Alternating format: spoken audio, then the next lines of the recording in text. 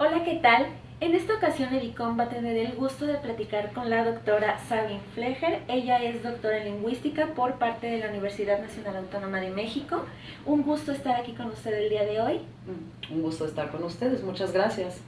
Y bueno, pues por favor platíquenos un poquito de toda su trayectoria en lo que es esta cuestión del sector académico. Ajá.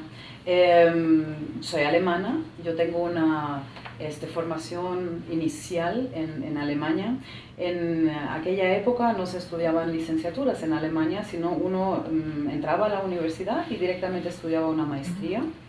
¿Qué es lo que hice? Tengo una maestría en romanística, en anglística, en ciencias del lenguaje y el doctorado ya es aquí por la máxima casa de estudios. ¿Y por qué elegir México? ¿Por qué elegir la UNAM para poder continuar con sus estudios? Más bien no fue una elección consciente en un primer lugar, o sea, hace más de 2 décadas que vivo aquí en México y digamos por razones personales, azares del destino, llegué aquí. Tuve la oportunidad de obtener aquí una plaza en la UNAM, nada más con la maestría que yo traía desde Alemania, y entonces la consecuencia lógica es obviamente seguirse preparando, seguir estudiando, y de esta manera es como llegué a hacer el doctorado aquí en la UNAM. ¿Y cuál es su experiencia al pertenecer a la máxima casa de estudios de aquí de México? Muchos piensan o no entienden, mejor dicho, la UNAM. No sé si es por su tamaño, por su gran diversidad, pero yo creo que dentro de las instituciones que tenemos en la educación pública, en el sector de educación pública, es una gran casa de estudios porque permite todo tipo de diversidad. Si vemos otras universidades, vemos de alguna manera una como identidad corporativa, vemos un pensamiento, digamos, más bien mainstream, ¿no? O sea, homologizado de alguna manera. La UNAM permite diversidad y permite la oportunidad también de profundizar en los intereses académicos que cada quien tiene, y abre también las posibilidades para difundirlas no solamente aquí en México, sino también fuera de la UNAM, de México y en otros países. O sea, yo creo que en ese sentido es una gran casa de estudios. Y bueno, usted es doctora en lingüística. Sí. ¿Qué relación tiene esta especialización o esta rama con la sinergia que existe entre México y Alemania en la cuestión cultural? Ajá. La lingüística, yo creo que tenemos mala fama y nos hemos encargado como de darle también mala fama a la lingüística. Cuando yo le digo a la gente que soy lingüista, generalmente lo primero que me preguntan es: ¿y cuántas lenguas hablas? Porque se asocia automáticamente con el aprendizaje de una lengua. Sin embargo, la lingüística estudia el lenguaje como aquel fenómeno mediante el cual la gente se relaciona. Si vemos esta entrevista aquí, o sea, parte es obtener información, llevar una comunicación, pero también de relacionarnos, ¿no? Establecer ahí como un contacto. Y de acuerdo a eso, la lingüística es una disciplina muy transdisciplinaria que intersecta, digamos, todo lo que abarca humanidades y ciencias sociales. Y con respecto a la pregunta en el sentido de que cómo puede coadyuvar, digamos, en el año dual Alemania-México, yo creo que uno de los puntos importantes son, por ejemplo, los estudios interculturales. Una persona joven hoy se tiene que preparar de una manera mucho más profunda, necesita los llamados soft skills, todas aquellas competencias suaves que no tienen que ver con un contenido de estudio, sino más bien de cómo presentarlo, cómo venderse, cómo poder insertarse en un grupo de trabajo. Y en la lingüística tenemos una rama, una subdisciplina, que son los estudios interculturales, que precisamente tratan de averiguar cómo podemos capacitar a personas para que se defiendan mejor en un mundo más globalizado, más internacionalizado, con mejores oportunidades. Claro. Y no sé si tenga algunos planes o proyectos aquí, tanto en la UNAM como en el país. Sí, varios. O sea, yo encabezo aquí una línea de investigación que se llama Lenguaje, Pensamiento y Complejidad Social, y tiene varias vertientes.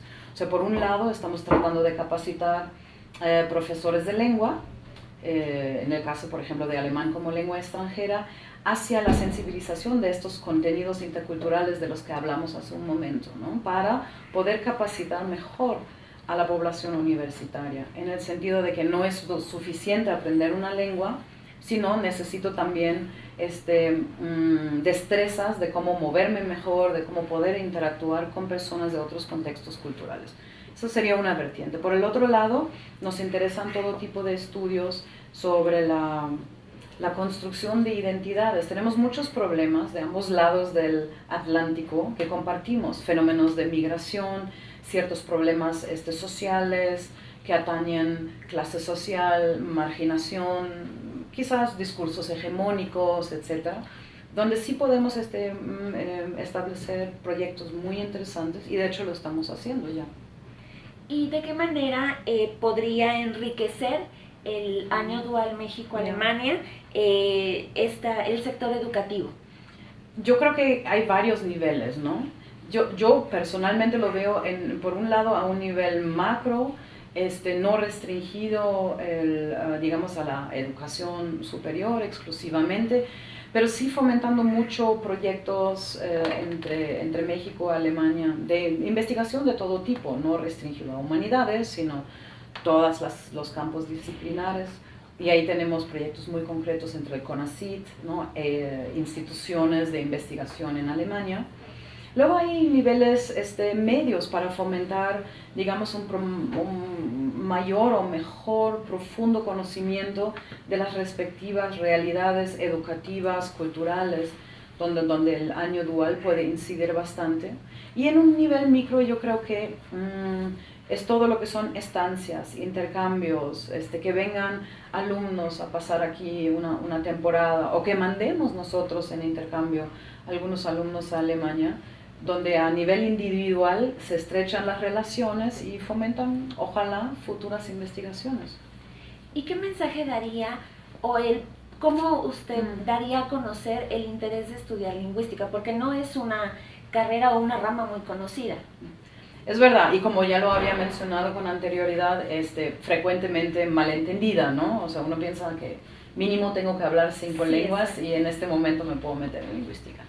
Yo creo, el lingüista tiene que ser una persona curiosa y buena observadora de los fenómenos sociales que nos rodean y que se relacionan con el lenguaje. Por ejemplo, ¿qué pasa cuando lenguas están en contacto? Como en el caso de las lenguas autóctonas con el español. Se desaparecen estas lenguas, hay un intercambio, o al fin y al cabo se impone, por ejemplo, el español exclusivamente.